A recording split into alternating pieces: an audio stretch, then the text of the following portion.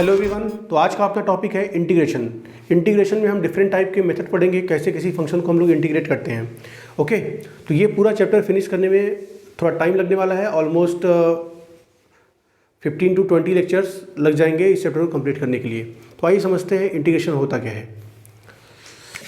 Integration को हम anti derivative भी बोल सकते हैं, एंटी डेरिवेटिव। ठीक है, एंटी डेरिवेटिव का मतलब क्या हुआ, जैसे मान लो यहाँ पे लिखा हुआ है साइन एक्स। ठीक है, मान लो कोई फंक्शन लिखा हुआ है y equal to sine x. ठीक है, मैं बोलूँ इसका dy by d x find करो, तो dy बाई डी एक्स क्या हो जाएगा, साइन एक्स का कॉस एक्स। ठीक है, तो एंटी डेरिवेटिव का मतलब ये हुआ कि अगर मैं आपसे पूछ दूँ कि साइन एक्स का डिफ्रेंशिएशन क्या हुआ, तो आप बोलोगे कॉस एक्स। लेकिन मैं आपसे पूछ दूँ कि कॉस एक्स का एंटी डेरिवेटिव क्या हुआ, तो आप क्या बोलोगे, साइन एक्स। साइन एक्स का डेरिवेटिव क्या है, कॉस एक्स। मतलब कॉस एक्स का एंटी डेरिवेटिव क्या है, एंटी डेरिवेटिव। एंटी डेरिवेटिव क्या है, कॉस एक्स का साइन एक्स। समझ में आया। जैसे एक और एग्जांपल, कोई एक फंक्शन लिखा हुआ था y equal to tan inverse x. देखो जब इसका dy by d x find करोगे तो क्या हो जाएगा, 1/1 प्लस एक्स स्क्वायर। और अब मैं आपसे पूछूं कि बताइए इस फंक्शन का एंटी डेरिवेटिव क्या है, तो आप क्या बोलोगे, बोलिए।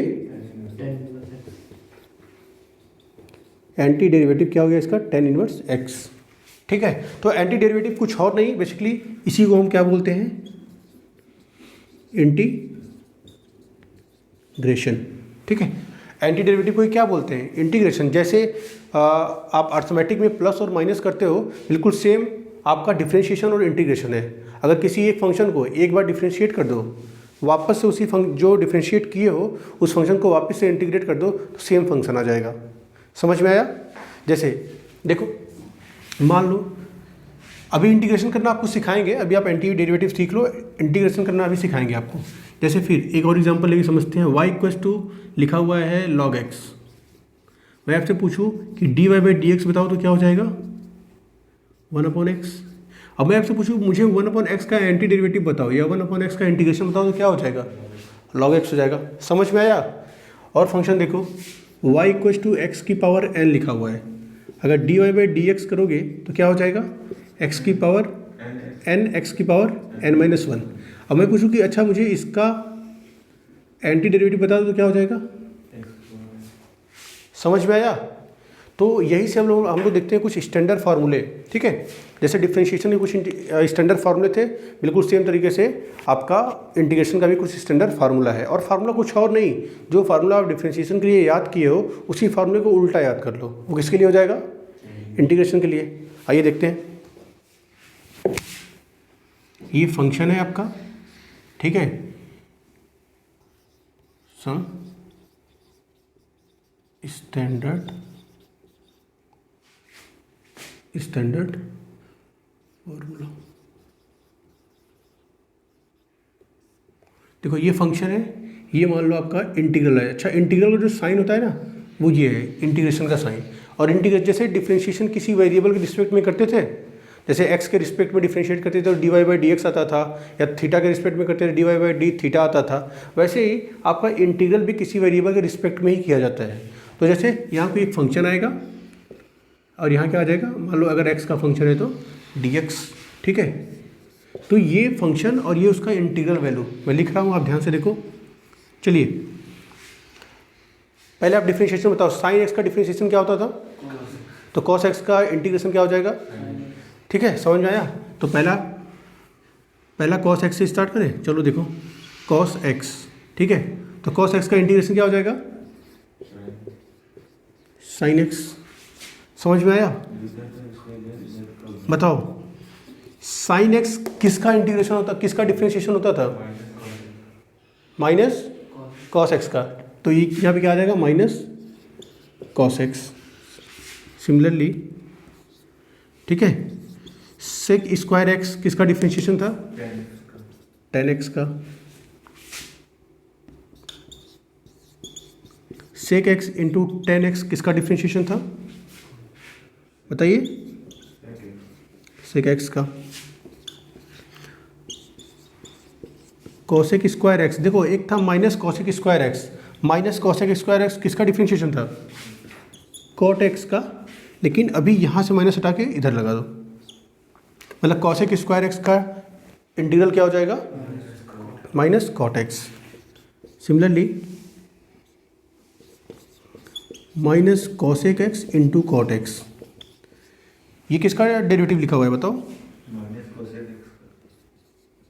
कोसेक एक्स का ही डेरिवेटिव लिखा हुआ था, लेकिन यहाँ से माइनस हटा के हम कहाँ कर देंगे, यहाँ कर देंगे। समझ में आ रहा है कि नहीं?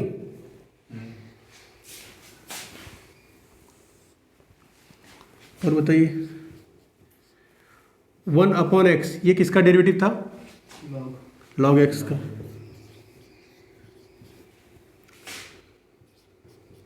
e की पावर x किसका डेरिवेटिव था, e की पावर x का। ठीक है,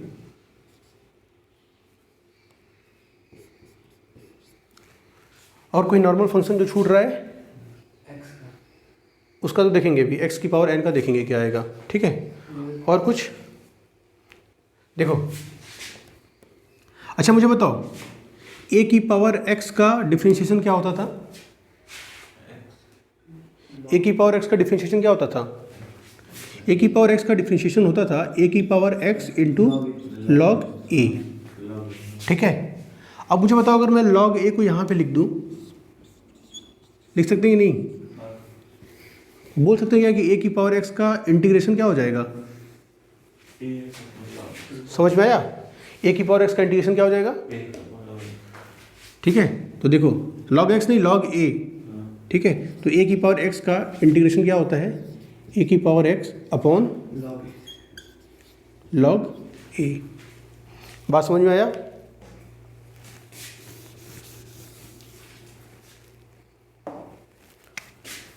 देखिए अब जो सबसे इंपॉर्टेंट है उसको देखते हैं कि अगर x की पावर n आ गया, x की पावर n का इंटीग्रेशन क्या होगा। तो देखो x की पावर n का इंटीग्रेशन होता है x की power n plus 1 upon n plus 1। ठीक है, जैसे उसमें हम लोग डिफरेंशिएशन में क्या करते थे, माइनस करते थे और n को मल्टीप्लाई करते थे, तो यहाँ प्लस करते हैं और n प्लस 1 को डिवाइड करते हैं। समझ में आया आपको? जैसे एक एग्जांपल लेते हैं, एग्जाम्पल मान लो एक फंक्शन था y इक्वल टू एक्स की पावर 7, इसका dy by d x find करो क्या आएगा, अरे dy by d x differentiation find करना है। ठीक है, और अब मैं क्या बोलता हूँ कि 7x की पावर 6 का इंटीग्रेशन बताओ क्या होगा, मतलब मैं पूछ रहा हूँ आपसे इंटीग्रल ऑफ 7x की पावर 6। देखो 7 कांस्टेंट है, इसको बाहर कर लो, x की पावर 6 का डिफरेंशिएशन देखो क्या हो जाएगा, x की पावर 7 अपॉन, तो x की पावर 7 अपॉन 7, देखो 7 7 कैंसिल हो गया, कितना आ गया, मतलब वापस वही फंक्शन आ गया कि नहीं। वही बात तो मैं आपको समझा रहा था कि अगर कोई एक फंक्शन दिया हुआ है उसको एक बार डिफरेंशिएट कर दो, जो वैल्यू आया उसको वापस से इंटीग्रेट कर दो तो सेम फंक्शन आ जाएगा। बात समझ आया आप लोग को? बात समझ आया? ठीक है, ये कुछ फार्मूले हैं जिनको आपको याद करना है। इसके बाद कुछ फार्मूला इन्वर्स का भी है, उसको भी अभी लिखेंगे कुछ देर बाद। एक बात और समझो, कोई भी फंक्शन होता है जब उसका इंटीग्रल करोगे तो लास्ट में लिखते हैं प्लस सी। ठीक है, क्या लिखते हैं, प्लस सी, जहाँ पे क्या बोलते हैं कि सी क्या है, एक कांस्टेंट टर्म है। ठीक है, प्लस सी क्यों करते हैं अभी समझ में आएगा आपको। ठीक है, कोई भी इंटीग्रल आप सॉल्व करोगे तो लास्ट में आपको क्या लिखना पड़ता है, प्लस सी लिखना पड़ता है। क्यों लिखना पड़ता है, ध्यान से देखो, अभी मैंने आपको बताया कि अगर कोई एक फंक्शन है उसको एक बार डिफरेंशिएट करो और उस फंक्शन को वापस से इंटीग्रेट करो तो क्या आएगा, सेम फंक्शन आएगा। ठीक है, ये बात हमेशा से ही होना चाहिए ना।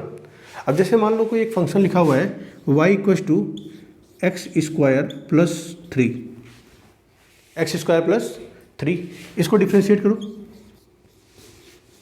कितना हो जाएगा, 2x और 3 का, चलो यहाँ क्या फंक्शन दिख रहा है आपको, 2x फंक्शन दिख रहा है। अगर 2x को इंटीग्रेट करना होगा, 2x को इंटीग्रेट करो क्या आएगा, देखो तो क्या आ जाएगा, देखो बताओ, x की पावर 2 अपॉन, तो ये 2 2 कैंसिल हो गया, नहीं 2 आएगा ना, x की पावर 1 है तो 1 प्लस 1 2 और अपॉन 2, तो क्या आ गया आंसर आपका, एक्स स्क्वायर, क्या एक्स स्क्वायर और एक्स स्क्वायर प्लस 3 दोनों सेम फंक्शन है? दोनों सेम फंक्शन है? नहीं है। तो उसी सेम फंक्शन बनाने के लिए लास्ट में सी लिखते हैं। और क्यों लिखते हैं, ये मान के चलते हैं कि हो सकता है कि लास्ट में कोई कांस्टेंट फंक्शन आया होगा जिसका डिफरेंशिएशन क्या हो गया होगा? 0। तो उसको हम नेगलेक्ट नहीं कर सकते, इसलिए लास्ट में वो क्या लिखना पड़ता है? सी। तो अगर कोई पूछेगा कि इंटीग्रल के लास्ट में सी क्यों लिखा है तो आप बता लोगे?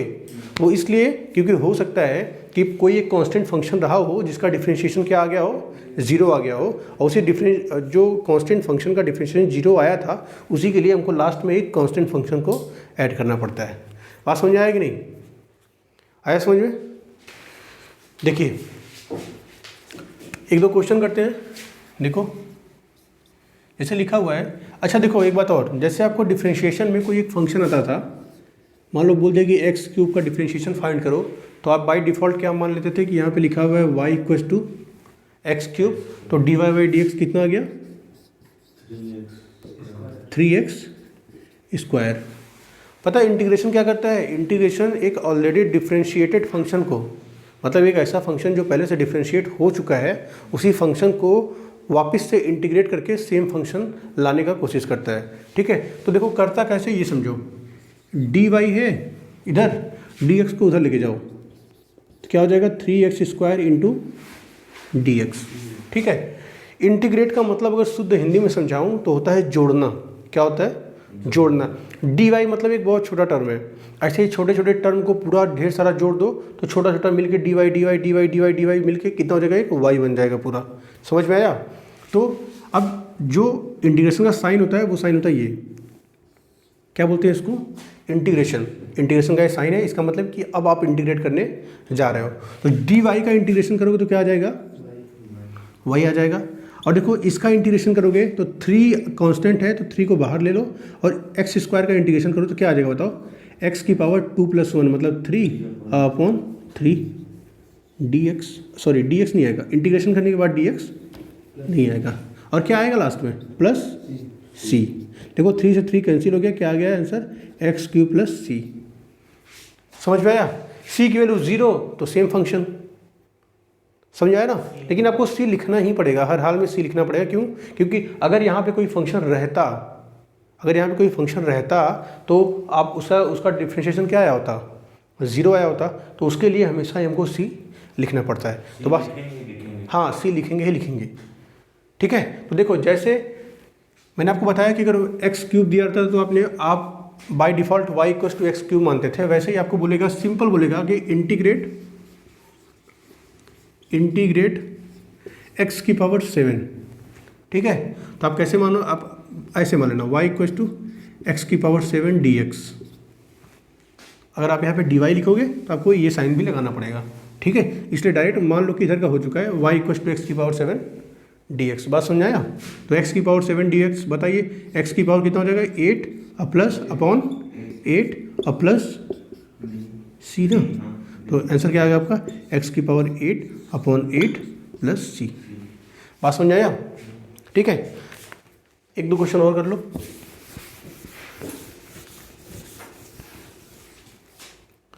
जैसे मान लो यहाँ पे एक क्वेश्चन लिखा हुआ है कि आपको इंटीग्रेट करना है √x को, √x dx, मतलब √x को x के रिस्पेक्ट में क्या करना है? इंटीग्रेट करना है। तो देखो कैसे होगा बताइए? √x को हम क्या लिख सकते हैं? x की पावर 1/2। तो जब इसका इंटीग्रेट करो तो क्या हो जाएगा? x की पावर 1/2 + 1/1/2 + 1, यही तो होगा, प्लस c। तो क्या हो जाएगा? देखो x की पावर 3/2/3/2 + c, क्या हो जाएगा? 2/3 x की पावर 3/2 + c। बात समझ में आएगी नहीं? क्लियर है? चलो ठीक है, अगर समझ में आ गया है तो एक क्वेश्चन सॉल्व करिए।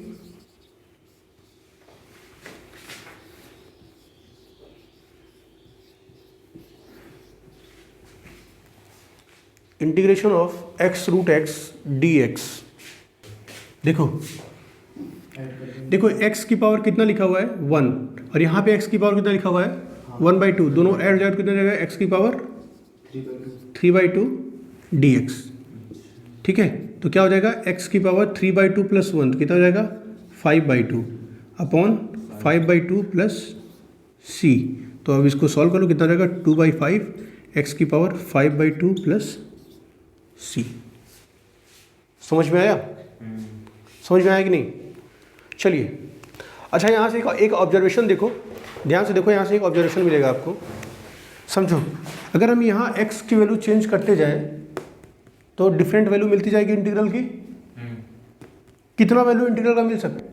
इनफाइनाइट वैल्यू पुट कर सकते हैं, कुछ भी 0 1 2 -1 -3 -5 100 1000, कुछ भी x की वैल्यू पुट करो, कुछ ना कुछ तो y का वैल्यू आएगा ही। मतलब इंटीग्रल का कुछ भी वैल्यू आ सकता है। तो मतलब क्या इसका कोई एक पर्टिकुलर वैल्यू आएगा या ढेर सारा वैल्यू आ सकता है? तो क्या ये कोई डेफिनिट है या इनडेफिनिट है? कैसा है? इनडेफिनिट। ये बताइए कैसा है ये? तो यहीं से आता है कि आपका इंटीग्रेशन कितने टाइप के होते हैं? 2 टाइप के होते हैं। कौन कौन से?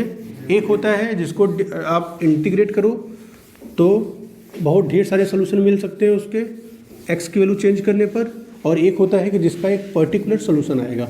ठीक है, तो आइए देखते हैं। इंटीग्रेशन 2 टाइप के होते हैं, इनडेफिनिट इंटीग्रल और दूसरा क्या होता है? Definite integral.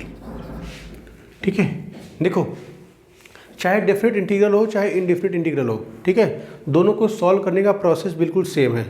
ठीक है, और सिर्फ डेफिनिट इंटीग्रल में x की कोई एक पर्टिकुलर वैल्यू दिया रहेगा क्वेश्चन में, कुछ लोअर लिमिट होगा, कुछ अपर लिमिट होगा, वो क्वेश्चन में दिया रहेगा, जो आप पुट करोगे तो आपको एक पर्टिकुलर वैल्यू मिल जाएगा। ठीक है, इसलिए आपको जो भी प्रोसेस सीखना है इंटीग्रेशन का, वो सब का सब किस में सीख लोगे? इनडेफिनिट इंटीग्रल में ही सारा प्रोसेस सीख लोगे। वही प्रोसेस आपको इसमें भी अप्लाई करना है। बस क्या करना होगा, इसमें x की एक पर्टिकुलर लोअर लिमिट दिया होगा, अपर लिमिट दिया होगा, उसका वैल्यू पुट करो और आपको आंसर मिल जाएगा। देखो, इनडेफिनिट इंटीग्रल जो है, इनडेफिनिट इंटीग्रल सॉल्व करने के जो मेजर मेथड है वो पहला है सब्स्टिट्यूशन मेथड। Substitution method. दूसरा क्या है?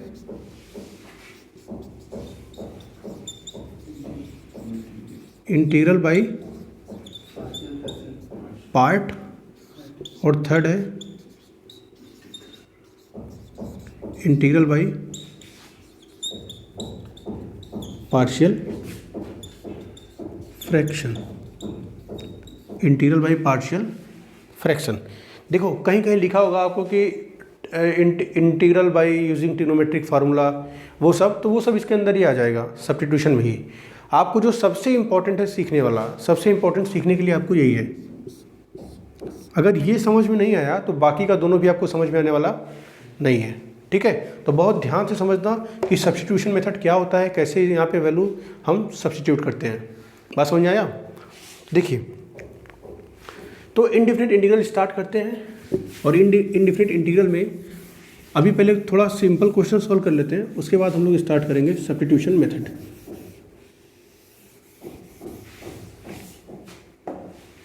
इनडेफिनिट इंटीग्रल समझ में आया? देखो, इनडेफिनिट इंटीग्रल में पहले 1-2 बातें और समझ लो। बिल्कुल जैसे कि डिफरेंशिएशन में हम लोग क्या करते थे कि अगर दो फंक्शन का एडिशन या सब्ट्रैक्शन है, ठीक है, 2 फंक्शन का एडिशन या सब्ट्रैक्शन था, तो हम क्या करते थे, उन दोनों को अलग अलग डिफरेंशिएट करते थे कि नहीं? सिमिलरली इंटीग्रेशन में भी क्या करेंगे, अगर 2 फंक्शन का सब्ट्रैक्शन या एडिशन है, ठीक है, और उसको अगर इंटीग्रेट करना है तो दोनों फंक्शन को क्या करेंगे, अलग अलग इंटीग्रेट कर लेंगे। ठीक है, तो आइए पहले ये सब सिंपल और बेसिक क्वेश्चन देखते हैं, उसके बाद हम लोग आएंगे अपने मेन मेथड सब्स्टिट्यूशन मेथड पर। ठीक है, देखो, जैसे क्वेश्चन एक दिया हुआ है कि integral of sine x plus cos x dx। ठीक है, इस फंक्शन को इंटीग्रेट करना है। देखो, साइन एक्स का इंटीग्रेशन हमको पता है, कॉस एक्स का इंटीग्रेशन भी पता है। ठीक है, और बीच में साइन क्या है, प्लस का। तो जब भी ऐसा आएगा आप क्या करोगे, साइन एक्स को अलग कर लो, sine x dx plus integral of cos x dx। अब दोनों को सॉल्व कर लो, साइन एक्स dx, बताइए क्या आएगा आंसर इसका, माइनस कॉस एक्स प्लस एक सी आएगा ना यहाँ पे, प्लस कॉस एक्स का बताइए क्या, तो क्या आएगा साइन एक्स प्लस, ठीक है। देखो आंसर क्या आएगा आपका, sine x minus cos x plus c. ये भी एक कांस्टेंट है, ये भी कांस्टेंट है, दोनों को ऐड करोगे तो भी क्या आएगा, एक कांस्टेंट ही आएगा, ठीक है। समझो बात को। अगर आप 2 बार इंटीग्रल कर रहे हो तो ज़रूरी नहीं है कि आप यहाँ पे C1 या C2 लिखो, ठीक है। आप चाहो तो इसको स्किप भी कर सकते हो, आप चाहो तो इसको हटा भी सकते हो। जब फाइनल इंटीग्रेशन हो जाए तो लास्ट में एक प्लस सी लिख देना। बात समझ आया, ठीक है। बिल्कुल सेम अगर बीच में सब्ट्रैक्शन का साइन होता, माइनस साइन होता, तो यहाँ माइनस लगाते, यहाँ भी माइनस लगाते, ठीक है, और यहाँ माइनस लगाते, फिर जो भी आंसर आता आप चेक कर लेते उसको। समझ में आएगा कि नहीं? तो प्लस माइनस का आएगा, कर लोगे। एक क्वेश्चन देखो और, मान लो आपको दिया हुआ है x प्लस 1/x dx। करिए इसको, सॉल्व करिए। देखिए इसको लिख सकते हैं हम लोग integration of x dx plus integral of 1/x dx। देखो x का इंटीग्रेशन करोगे तो क्या आएगा, x²/2। इंटीग्रेशन करने के बाद इंटीग्रल की साइन हम लोग यूज़ नहीं करेंगे, प्लस 1/x को क्या बोल देंगे हम, log x, और लास्ट में क्या लिख देंगे, प्लस c। क्लियर है? और क्वेश्चन देखो,